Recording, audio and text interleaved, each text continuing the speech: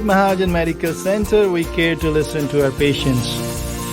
Proudly serving the needs of Tampa Bay in primary care for 25 years and counting. Now let's move to India. I know they're close to our hearts. We both were trained there, and our families are still there, and and our families are suffering. In India, our friends are dying. I just got a message. We had a med school resident who just got out of MBBS in our med school in the University of Delhi, and 24-year-old guy, died from got a COVID and got thromboembolic event to the brain and died. So a lot of sad situation there.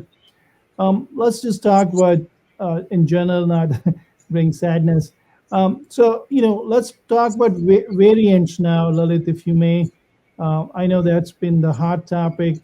How the mutations are creating a havoc with the second wave, so-called, in countries like India, which in the first wave didn't have as much impact, and there was theories going around their younger population, and they have SARS go through there before, or other coronaviruses go through, other dengue virus and whatnot, and they are immune to getting COVID-19, and unfortunately that theory didn't pan out, and they got a very nasty and very huge tsunami of cases in India.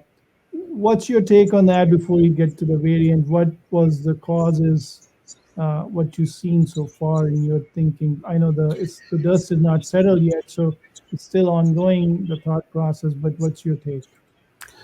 So I do think that mutations have a role to play in the second wave of any country, whether it's UK, whether it's Brazil, whether it's South Africa, or now India.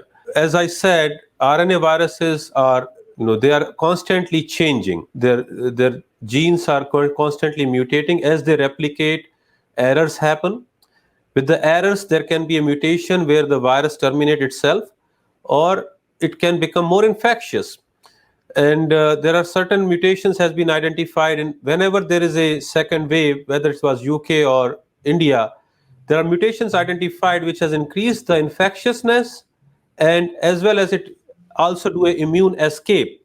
Immune escape basically means that they do certain mutation when the antibodies which were from the previous infection, or convalescent plasma, or monoclonal antibody, they change the target. So now they don't work as much they should be working. And now of possibility is the vaccination also may need to be changed, or we have to get another dose based on the virus replication and mutations. Now, I do believe that humans are social, and they tend to go out of the houses as soon as they are allowed to. And I think same thing happened in these countries.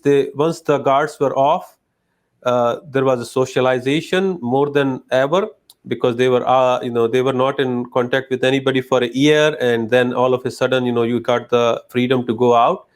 Obviously, there are some mass gatherings, religious gatherings, political rallies, and it's not just one country. Everywhere, I think we have seen the same thing.